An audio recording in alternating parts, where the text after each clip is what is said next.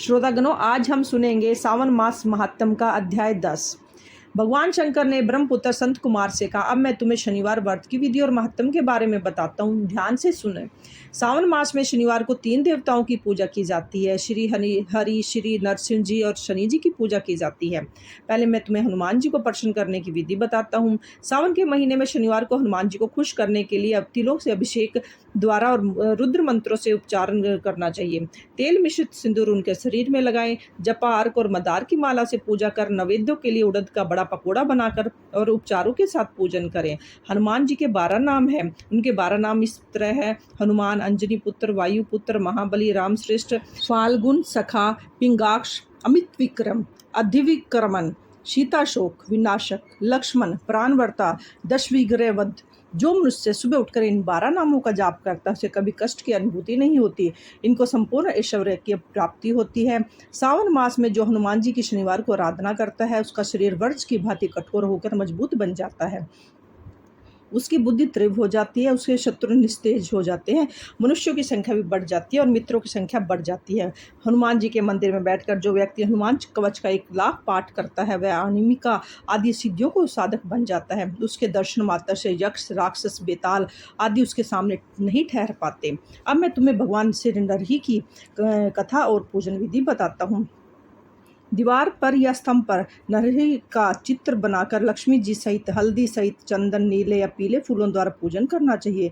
खिचड़ी और हाथी चक की सब्जी के नैवेद्यों का भोग लगाना चाहिए। प्रसाद ग्रहण कर ब्राह्मणों को भोजन कराएं। उसके बाद भगवान नरही को तिल के तेल या शुद्ध घी से स्नान कराना चाहिए। शनिवार के दिन समय से सपरिवार शरीर में तेल लगाकर नहाना चाहिए। इससे उड़द की दाल की खिचड़ी बनानी चाहिए।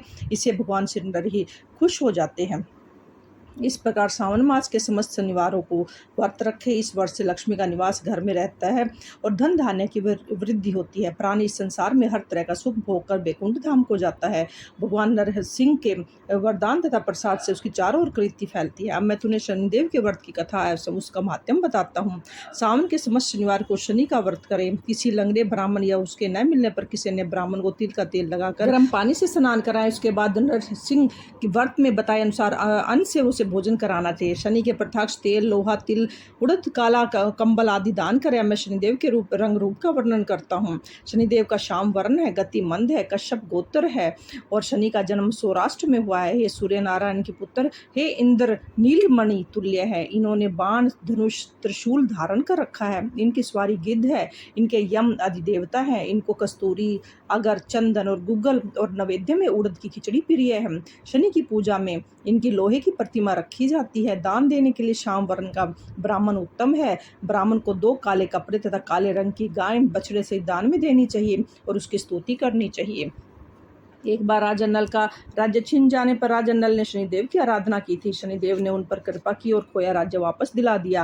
मनुष्य को चाहिए कि वह इस प्रकार शनिदेव की आराधना कर कहे कि मेरे ऊपर शनिदेव प्रसन्न हो। नीलांजन के समान कांतिमान, अतिमंद, ब्राह्मणी छाया नाम वाली स्त्री से सूर्य द्वारा उत्पन्न शनिदेव को मैं हाथ जोड़कर नमस्कार करता हूँ। मंडल कोण में स्थित पिंगल नामक शनिदेव को प्रणाम करता हूँ। हे शनिदेव, मुझ अति दीन पर कृपा करो। इस बार बार बार उसकी स्तुति करनी चाहिए। शनिदेव की आराधना में शनो देवो मंत्र का उच्चारण करना चाहिए। जो प्राणी सावधान होकर विधि विधान से शनिदेव की पूजा करता है उसके सपन में भी किसी प्रकार का भय नहीं रहता। शनि जन्म राशि से पहले दूसरे, चौथे, 5वें, 7वें, 8वें, 9वें या 12वें स्थान में तो हो तो सदा पीड़ा पहुंचाता है। इसलिए उसकी शांति के लिए समाग्नि मंत्र का जाप करना चाहिए और इंद्र नीलमणि का दान करना चाहिए। बोलो विष्णु भगवान की जय। सावन मास का 10वां अध्याय समाप्त। हर हर महादेव। ओम नमः शिवाय।